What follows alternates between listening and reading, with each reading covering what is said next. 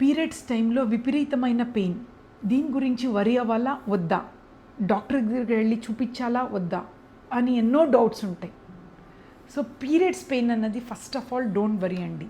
90% of the time ఇది ఫిజియోలాజీ అనమాట. అందరు లేడీస్ తన లైఫ్లో ఒక్కసారి అట్లీస్ట్ ఎక్స్పీరియన్స్ చేస్తారు.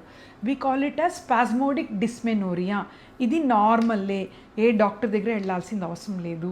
సో బట్ కొందరికి కంజెస్టివ్ డిస్మెనోరియా అంటే కొంచెం ప్రాబ్లమాటిక్ పెయిన్ ఉంటాయి. అది ఎలా డిఫరెన్షియేట్ చేయాలని చెప్తాను.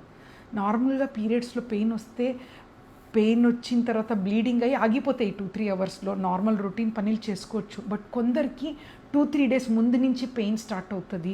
ఎప్పుడు డ్రాగింగ్ పెయిన్ లోవర్ అబ్డామినల్లో ఉంటుంది. అండ్ వీళ్ళకి ఏంటంటే ఏం పని చేయబుద్ధి కాదు, అసలు కాలేజ్కి వెళ్ళే వాళ్ళు కాలేజ్కి వెళ్ళలేరు. సో ఇలా సివియర్ పెయిన్ ఉంటే కంజెస్టివ్ డిస్మెనోరియా అంటారు. వీళ్ళకి స్కాన్ చేస్తే మనకు ఒక్కొక్కసారి చాక్లెట్ సిస్ట్, ఎండోమెట్రియాసిస్ ఉండొచ్చు, సిస్ట్ ఉండొచ్చు, ఇలాంటి ప్రాబ్లమ్స్ ఉండొచ్చండి. సో ఒక్కసారి మరీ విపరీతమైన పెయిన్ ఉంటేనే డాక్టర్ దగ్గర వెళ్ళండి. 2-3 అవర్స్ పెయిన్ ఉంటే nothing to worry at all. Thank you.